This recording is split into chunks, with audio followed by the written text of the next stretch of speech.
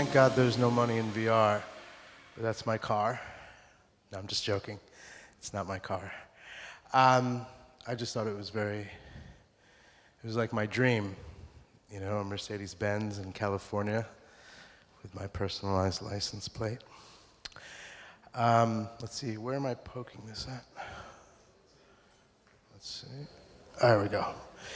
But I'm Gabo, and whenever I come here, unlike in the United States, everybody recognizes that I am named after the OG, the original Gabo, Gabriel Garcia Marquez. So it's nice to be in a place where people know who I am, right? And what the name means. But it's not my first time here. I've been to South America before, and I was a meditation and yoga teacher about 20 years ago. And that's me in the local paper. I came to South America to, you know, adventure, study Spanish, which I do speak, which you'll see in the Q&A. I'll give you a little bit of my Spanish. And I thought I would make, you know, be able to pay my way through my adventures in South America through teaching English, because I do speak English, you know, but they said, no, aren't you Indian? Why don't you teach us some meditation and yoga? So that's what I did. I have many talents, as you'll see. This is my company, lightshed.io, and you could, you know, be in touch with me through any social handle. And our sort of motto is the power of being there. And Lightshed is not a word in the dictionary yet, but if it was, it would be defined as the act of illuminating a vital issue. And a lot of my work is about using virtual reality and new technologies, new forms of narratives, las nuevas narrativas, which I love that, how that sounds in Spanish. In English, it doesn't translate as well, but I love it, las nuevas narrativas. And a lot of my work is using those new narratives and really try to shed light on issues that are related to the world. And, you know, language is really important. Lightshed is not a definition in the dictionary, but, you know, with virtual reality, that power of being there, the biggest word that comes to people when they do virtual reality, when you do a lot of these great experiences, is this feeling of presence. And that's what attracts so many of us creators, has attracted me to this medium, because it gives me the ability to give people who experience my work a feeling of being there. So presence, you know, there are many different types of presence in virtual reality. I think there's an active presence, there's emotional presence, there's embodied presence, and really we're just skimming the surface of what's possible with this new medium. I've been working in it almost 10 years, and I've seen that each time you do a new experience or someone else creates something new, there's a different type of feeling that comes, which is really special. I want to talk a little bit about my first experience, which is here in the arcade called Clouds Over Sidra. And Clouds Over Sidra was made almost 10 years ago, and this is a post from my collaborator and good friend, Barry Pausman, of when we were in Zatari refugee camp, which was one of the biggest camps that had the greatest amount of refugees at that time. And this is a bit of a case study on Clouds Over Sidra. You can watch it here. It really was the first time a kind of documentary was made using this technology. It was made while I was at the United Nations, and it had an impact that continues to this day. So we'll play this. According to the United Nations, the number of countries struggling with humanitarian crises is at an all-time high. The international community hasn't experienced this many refugees, asylum seekers, and displaced persons since World War II. But how do we galvanize policymakers who are sometimes so far removed from the world's crises? The United Nations needed a new tool to amplify empathy, which is why UN advisor Gabo Arora and Verse creator Chris Milk teamed up to create a VR experience from the perspective of 12-year-old Syrian refugee named Sidra. Of the millions who have fled the Syrian civil war, over 84,000 have taken up temporary residence in the Satari refugee camp in Jordan, without any clear indication of when they can go home. In order to communicate this ongoing frustration, Verse captured Sidra's story with the aid of Verse's proprietary 360-degree camera technology. The footage was then stitched together using Verse Tool software and made ready in time for the World Economic Summit in Davos. UN Secretary General Ban Ki-moon and Emma Watson were among the dignitaries backing the launch of Clouds Over Sidra. The film was experienced by over 120 global leaders who all experienced Sidra's refugee camp through her eyes. Donations to the Syrian refugee effort have skyrocketed since the rollout of Clouds. The piece also screened at Sundance, South by Southwest, the TED Talks, and the Third International Humanitarian Appeal for Syria, which was held in Kuwait. Countless humanitarian advocates, policymakers, and the general public have experienced Sidra's story. Clouds Over Sidra is the first in a series of collaborations between Verse and the UN. With demand for touching VR experiences on the rise, the UN has found its empathy machine. Well, I'm going to stop there, and I'll just say that, honestly, I'm crying inside this. This is probably one of the most vivid experiences of my life. So the experience debuted at Davos, but then afterwards, while we were at the UN, while I was there, it continued to be used in different ways for fundraising, and I'll show a little bit of something. But it's a 10-year-old experience that continues to be studied quite a lot. And this is a study that came out just, I'd say, in November last year in the University of Washington, which used this experience in VR to see what it would do to people of different ideological backgrounds. By ideological backgrounds, I mean whether they're more conservative or more liberal. What happens when people experience this? Does it change their views? Does it change their opinion on these sort of topics? So this is a study. I'll just play a little bit about some of the findings that have come out.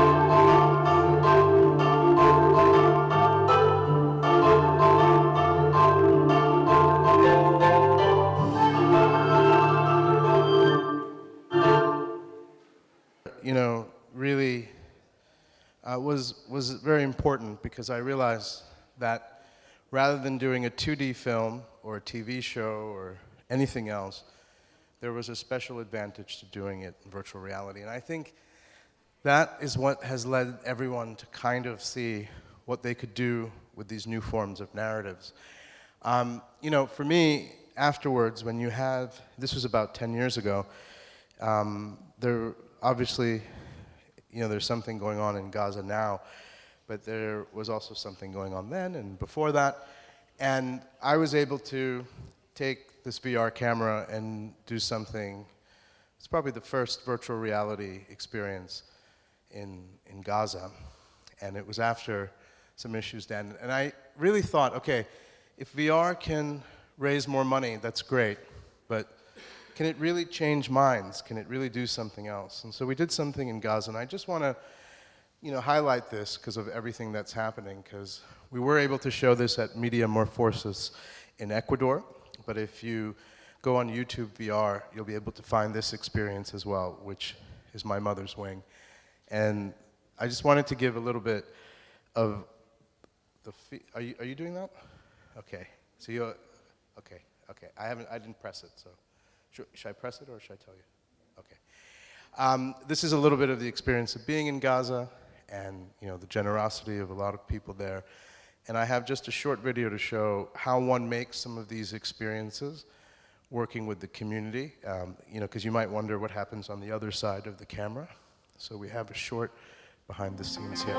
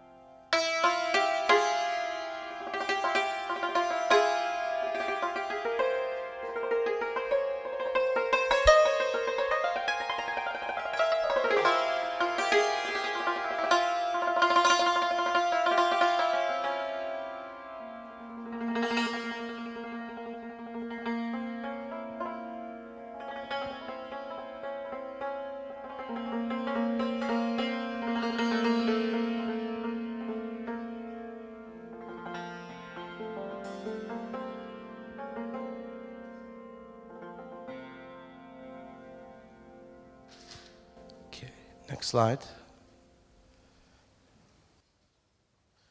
So I just wanted to start, this is kind of like those movies where the credits roll a little bit into the, I just wanted to give the talk, that we'll get into the talk about what I mean by thank God there's no money in VR. I kind of meant it as a half joke, but there's also an opportunity when something has not completely taken off. And I think a lot of you who are here, who are VR creators, or VR curious, there's either people who say, what's the point of doing this? There aren't the headsets, no one's buying them, it's not taking off, how are people going to see our work? But I wanted to set it up a little bit before of why people are, because it can make a really interesting difference if you get it right. So next slide. And, why thank God there's no money in VR? Well, if there was a lot of money in VR, you wouldn't be able to be punk rock, And by that I mean that you wouldn't have artists, you wouldn't have people who could just play around with something and come up with very interesting ways of expressing themselves. I think a lot of the creators who have worked in virtual reality are, we felt like we were part of a new artistic movement, whether that's punk rock, whether that's Impressionism. The Ramones were, I love reading about people who've made a big difference, who've had no commercial success, and that's the Ramones.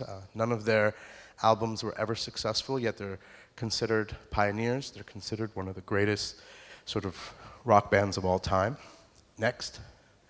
Impressionism as well, was something that really was a bunch of people trying something new.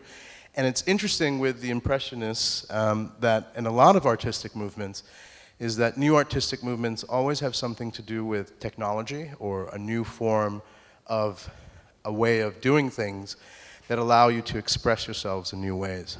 Next slide. So, for the Impressionists, it was really the ability of the Industrial Revolution to make industrialized steel. They were able to make tubes of paint that made them be able to paint outside without being in their studio. It made it so their paints wouldn't dry out, and they were able to do something very new. Similarly with VR, we're given a whole new way of being able to express ourselves with this technology that is now possible. So if there is no sort of, let's say, boom, there is this ability for artistic exploration and creation that could lead to new ways of making us realize what it means to be human today. Next slide. Same thing, around the 30s, microphone technology.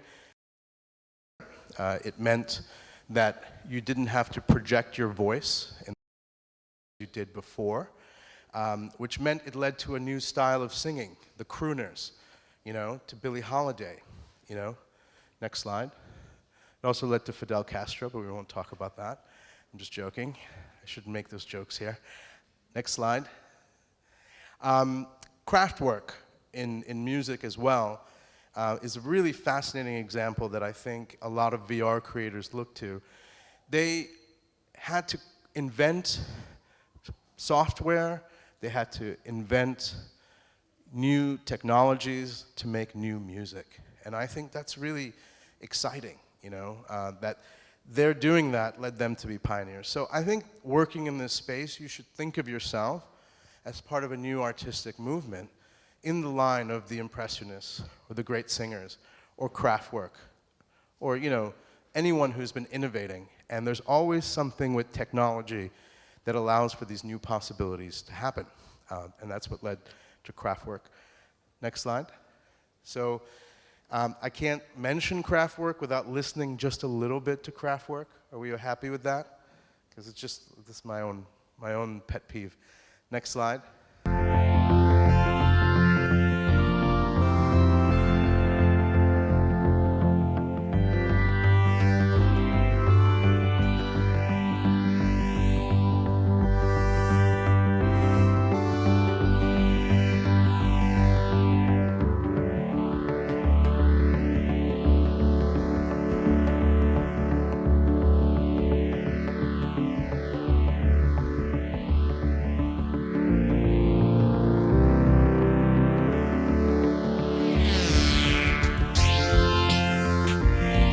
Next slide.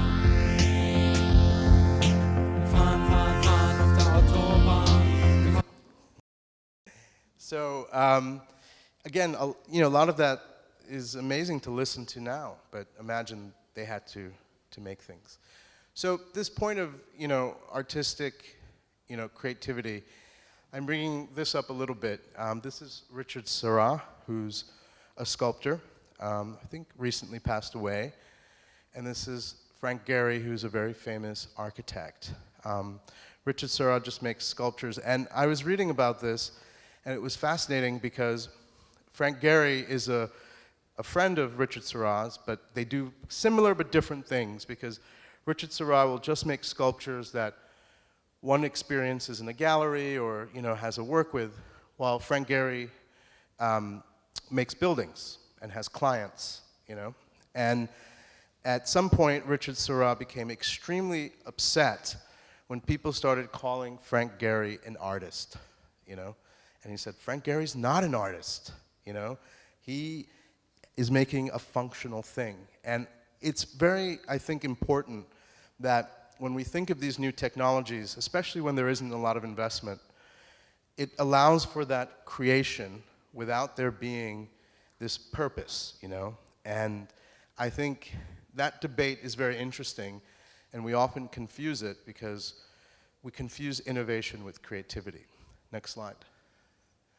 And just to point on Frank Gehry, I really recommend this book on architecture in general, which is The Eyes of the Skin, which I also teach virtual reality, and we look at how, a lot of architecture, even like Frank Gehry's architecture, is highly criticized by a lot of architects because it only is a bias for the eye and not necessarily all the senses, which is what VR can do.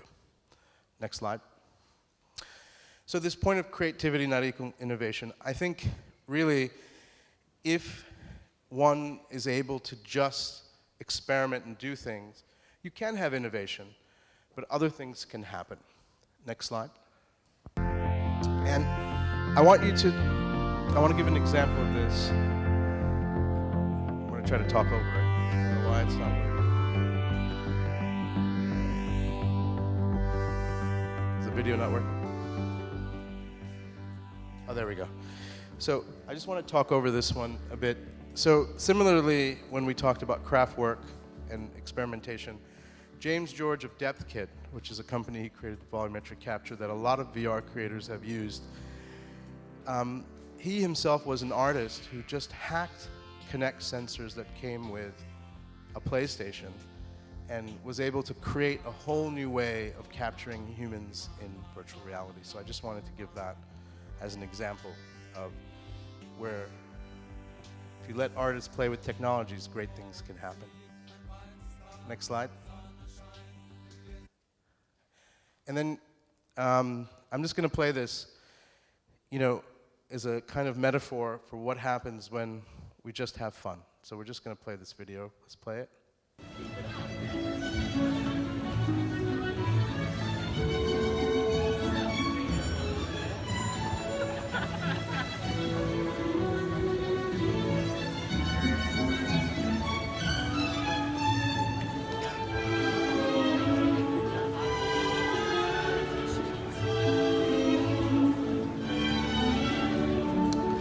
Next slide. So now we'll get a little bit more serious. So good thing there's no money in, thank God there's no money in VR because it allows for artistic exploration. But maybe thank God there's no money in VR so it doesn't destroy us even more, as all technology is, isn't it? Right? A lot of people feel that now. They feel AI is going to make us obsolete and a lot of things are going to happen. I don't know if any of you are familiar with the Unabomber. He's a controversial figure who has a manifesto, and he was very violent, and he, did very lamentable and unfortunate things.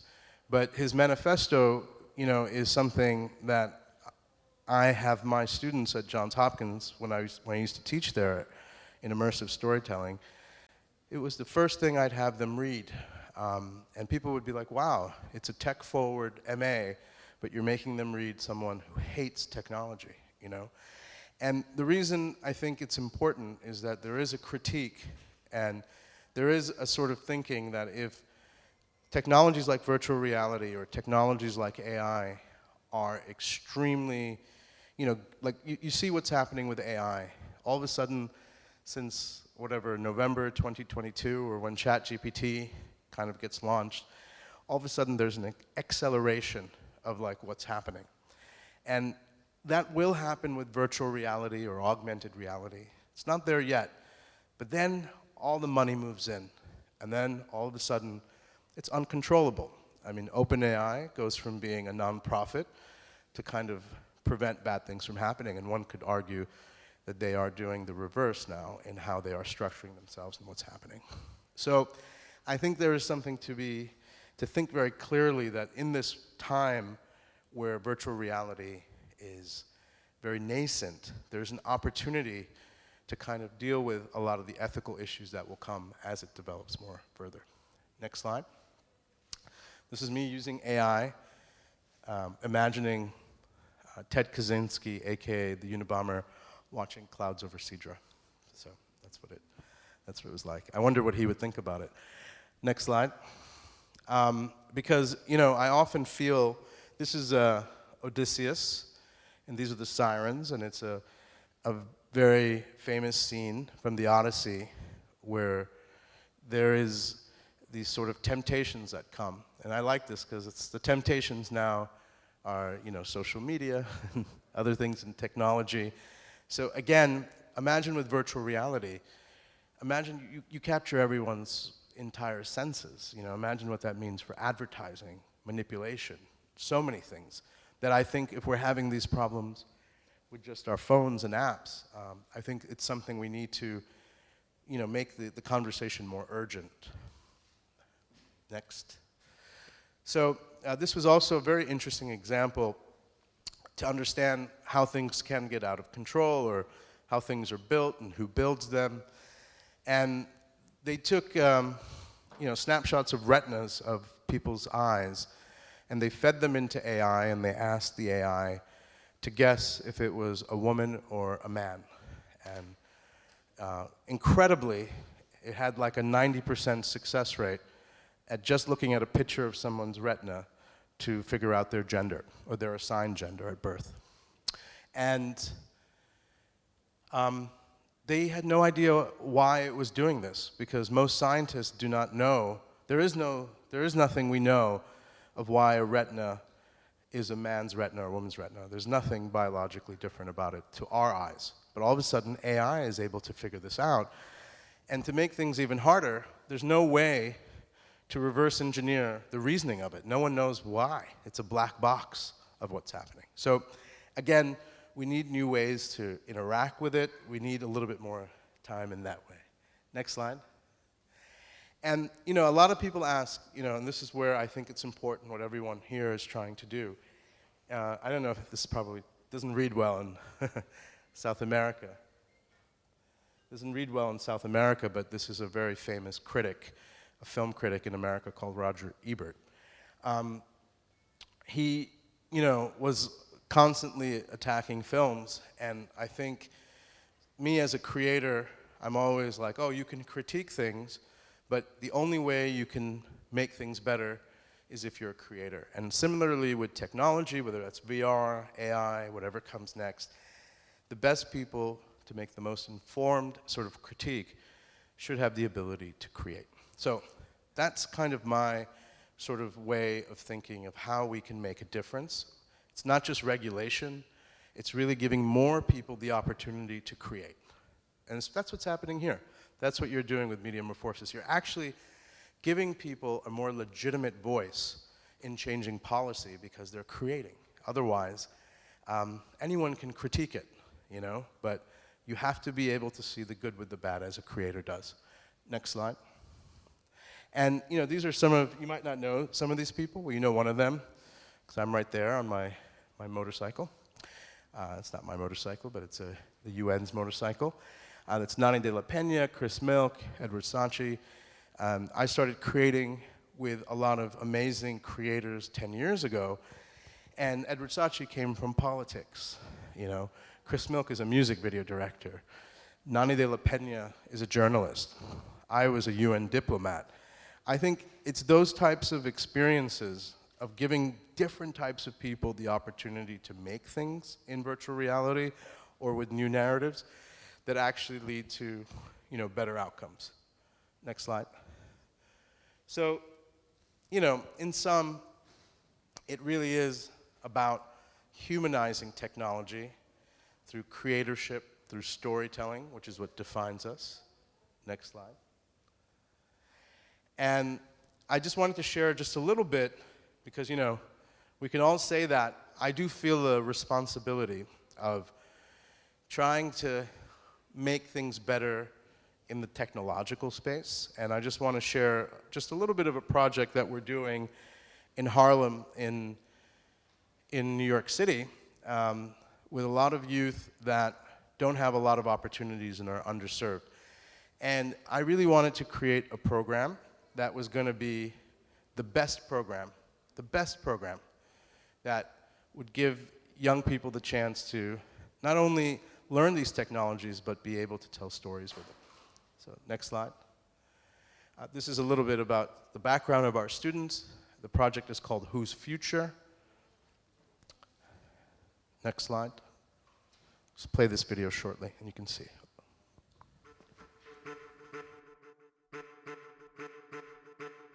My name is Adelcy Purdue. I live in Polo Grounds. I like technology because we could communicate in many different ways that we haven't before. For example, you can be in VR and you can be in a whole different world.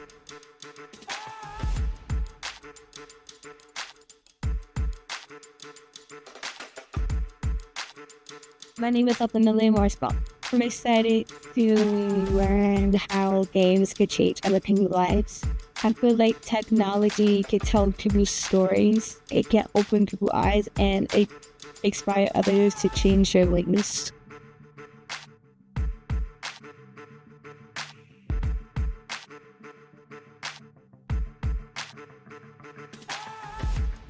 My name is Kevin Padilla. I like making video games because, I play them, so it's cool to make it myself to see what goes into making the game and whatnot.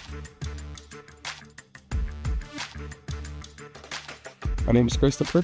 I just feel like it's a lot more things you could do now. Like, it's so much easier.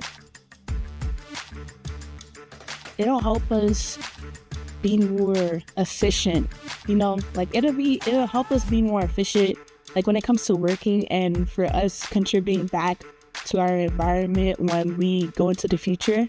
The fact that we were able to code and it would be like different, like the coding blocks, it would look like different puzzles to me. And I just saw like how technology could be like a puzzle where you could connect some pieces and it can make a whole different thing. I'm excited to learn more about the community because this is a community-based project. You get to like do something for the community. It's just like nice to give back.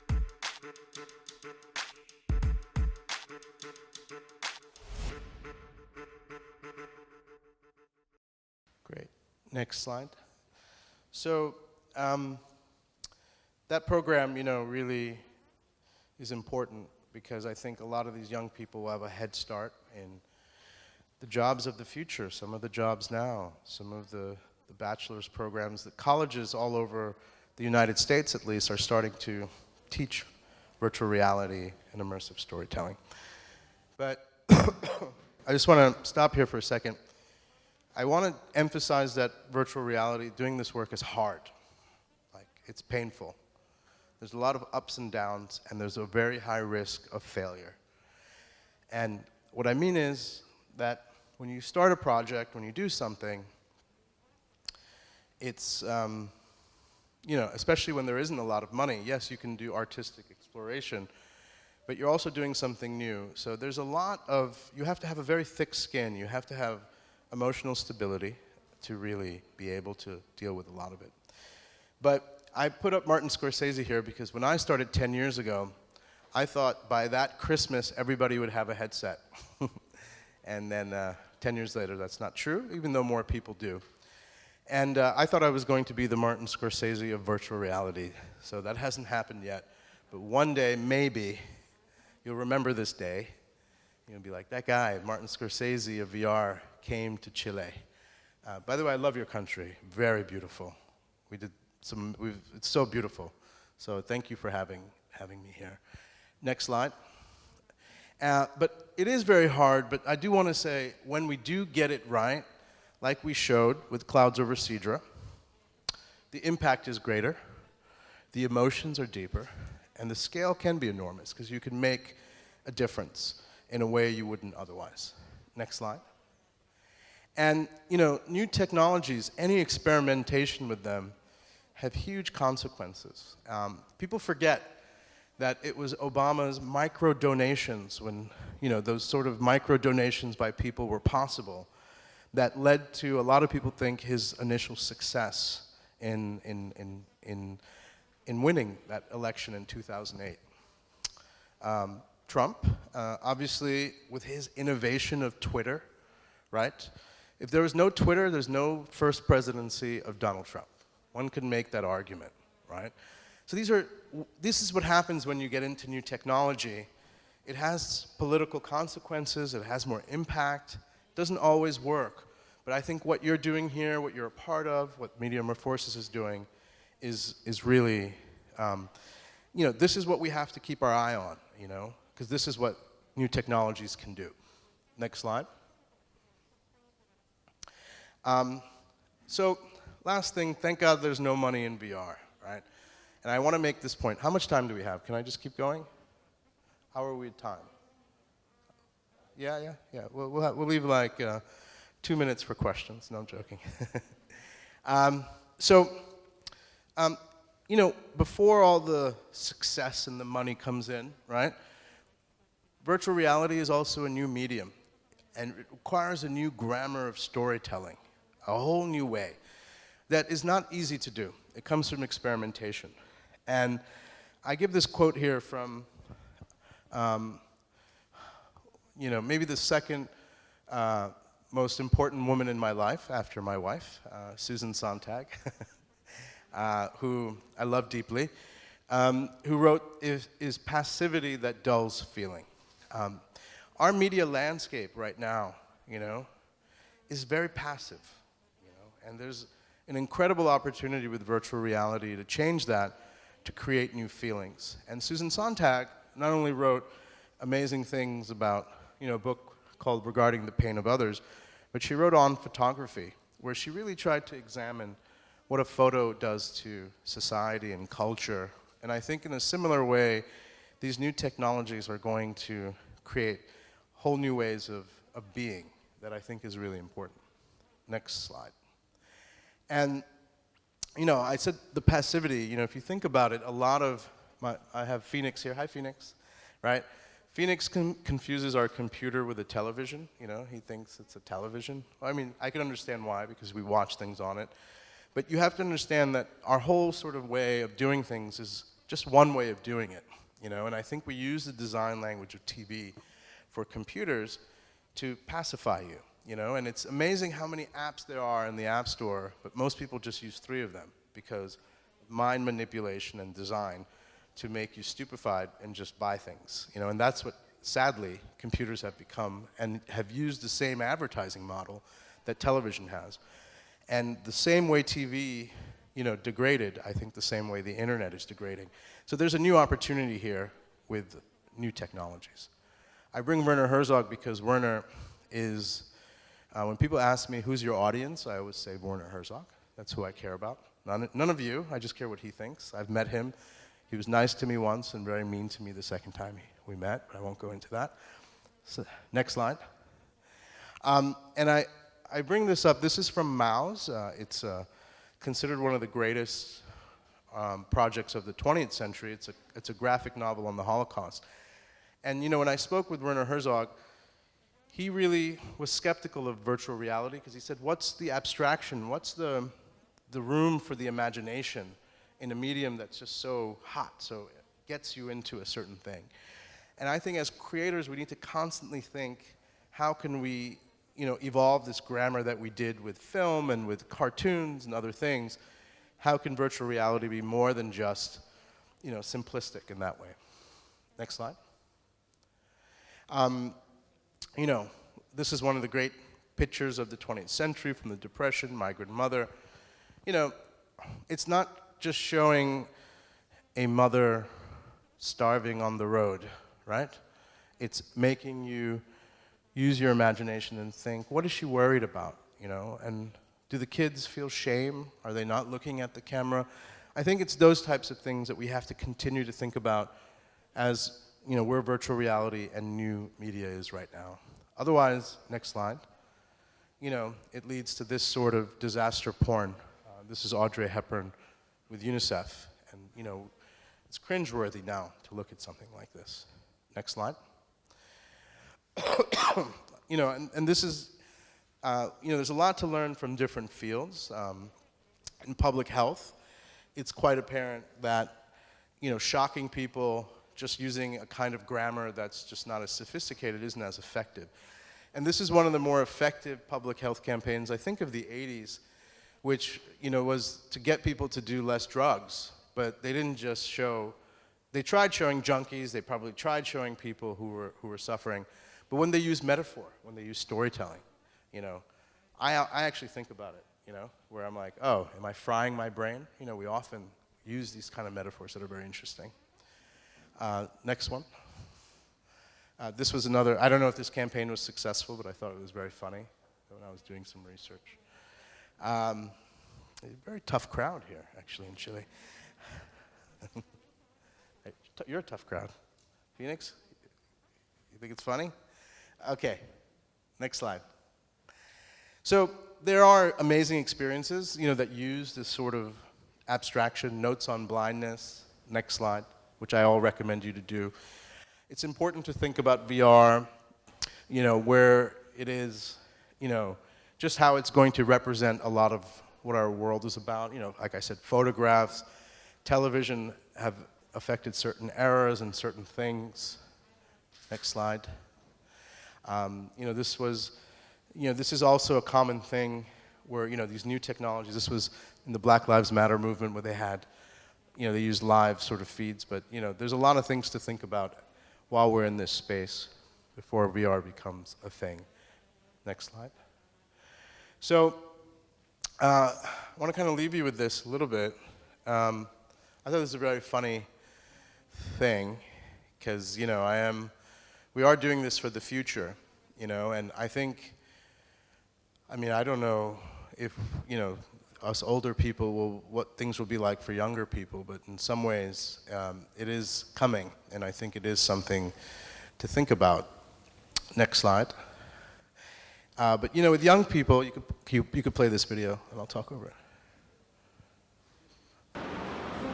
With young people, this is my eldest son, who is older than this now. You don't really have to explain to them why virtual reality, why mixed reality is important. They intuitively get it, So I have a lot of faith, but I think we have to do better on, creating a better world for them.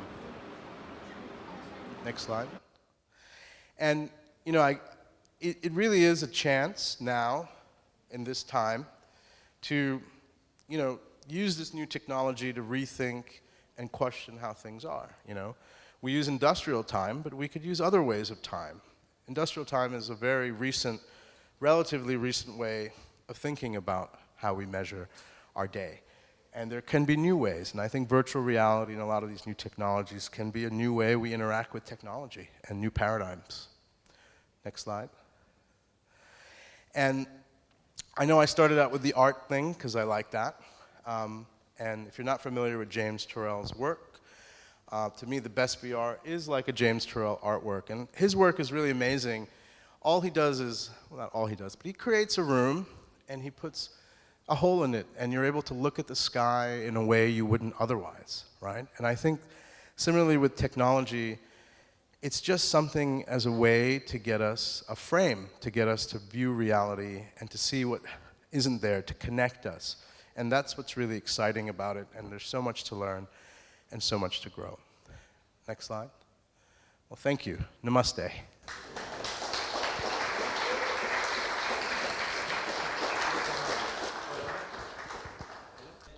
When you generously came to Chile and we talked about this, I presented a Latin American problem, a Latin American situation.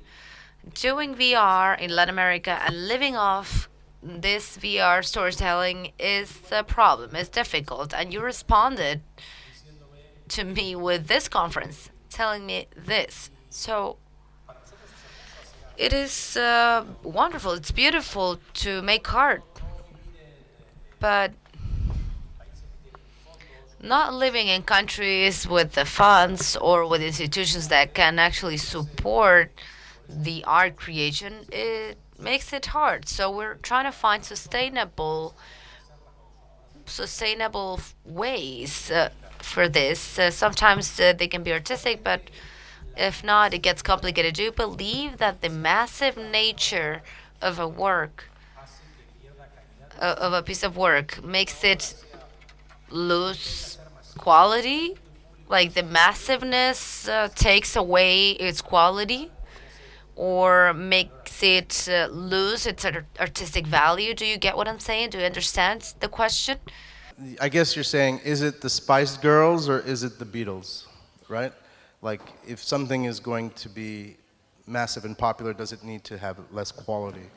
No, I think it probably needs to have greater quality because there's more skeptics, and I think a lot of people, especially with virtual reality, it's the cost of doing it, even to yourself, is very irritating, Like, you're giving somebody your entire senses, your entire consciousness, and when you have a bad movie, it's okay, You can just say, okay, it's a bad movie. When you have a bad VR experience, it could make you throw up. It can have a physical thing to you. It can also impact you in a way that we're not 100% certain, right? So showing violence, doing things in virtual reality, is unknown territory, right? So I know that's not your question, but I think I don't think for something to be popular, it needs to have lower quality artistically. I think it's the reverse. I think like cinema in the 70s, like music in a certain time, when there's a new burgeoning thing, the more artistic it is, the more likely it is to succeed. So that's why I think it has to be more artistic, and I don't think it's going to matter whether I think people will respond to it because I think great art transcends, all of those things. Ok, había una pregunta por ahí. All right, there was a question from the audience. Hi, Gabo. My name is Bamboo. I'm a scriptwriter. A super interesting conversation, like really food for thought. I was just thinking if you personally have any idea or personal belief of how maybe we could keep VR punk, and because money is going to come in, it's inevitably going to come in. So is VR going to be consumed like everything else, like by the evils of capitalism and greed, or is there something in VR that could save us from that, or save VR itself, at least? Yeah, I think the number one way to keep it punk is to give more people the chance to make and create in it. And that's why, I do the program I do with Whose Future. That's why I support MediaMorfosis. I think it's more likely that it will be more interesting if you just have different types of people making it.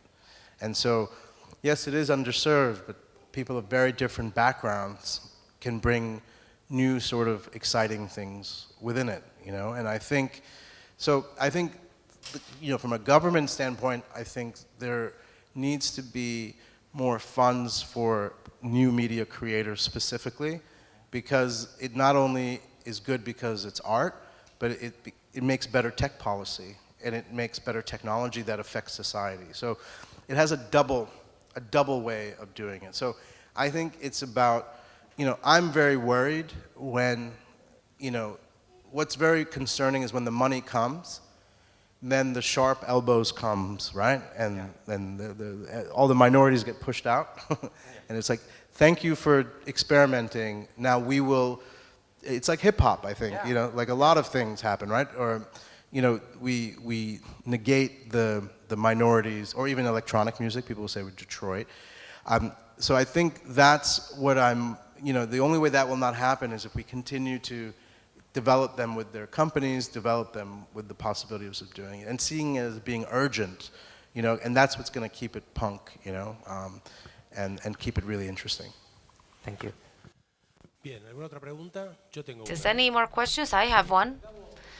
Gabo, could you tell us more about that project that we saw that you were doing in New York with children from New York? Could you tell us more what it's about? Because I thought it was very interesting, and maybe you could expand what you're doing a bit further. It's when I was at Johns Hopkins making the first sort of MA program in immersive storytelling and emerging technologies, that's for an elite university. But I realized, it's so new. What if you take that same curriculum that's so new that, is for, an elite institution, how do we make that for after-school programs for underserved youth, right? So we really have created a curriculum that is tailored to young people, 14 to 18. And this is a curriculum that, honestly, all the richest neighborhoods in America would want it, but we're not bringing it there first. We're bringing it to the places that need it the most. And so that's the whole thing, that it's something that's so desirable, but we want to make sure, because what happens, at least in the United States, is things happen and then the opportunities arise, and then you work backwards to try to make poor people catch up to what happened, But I think if they're the pioneers and they have the access first, then in some ways, then they'll have the opportunities first. And so that's kind of the thing is, how do we get this into the hands of people who would benefit the most from it. So a lot of our young, all of it is portfolio based. So all of these students now, when they apply for colleges, when they apply for jobs, they have a portfolio of work that they can just share and they can show, and it's already extremely impressive because they're sharing a link to a WebXR world, or they're putting their resume in a 3D way. They're able to kind of express themselves, that I think is really important. Otherwise, they don't have a portfolio, and they don't have the opportunity for these jobs and colleges, and they're not able to really express who they are, And I think that's what's important, is that we give young people the ability to express who they are with technology. And sure, and you're also showing them a potential life path. But it's through the lens of creation and storytelling, because you can teach these things in a way that's, very normal, and you just take, classes, and I've learned the facts. But no, you have to make a project that relates to your own life, So we have, a student who, in his neighborhood, there was a lot of gun violence, and they had made a memorial for someone they had lost on a wall, and a physical wall. And each time they would do it, the government would paint over it, or they would do something else because they saw it as vandalism, or or something like that. So they made an augmented reality one, meaning it's digital. If you point it at the wall, you could always see it on your phone. And so in some ways, imagine that story, that project, to apply for something. All of a sudden, you're automatically in. It's brilliant, right? So that's what we're trying to do, is give them the possibility to impress a university, impress an employer. No matter what they do, it shows, that they can do something, they can make something. And it's changing lives. You're changing lives.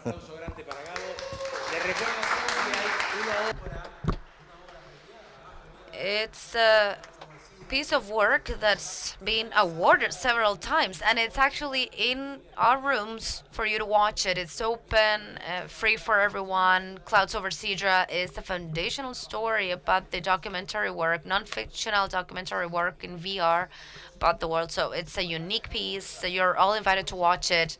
Clouds Over Sidra. Nubes sobre Sidra, Clouds Over Sidra. It's here in the room. Thank you, Gabo. He's being very generous by being here with us. Thank you for joining us and supporting us.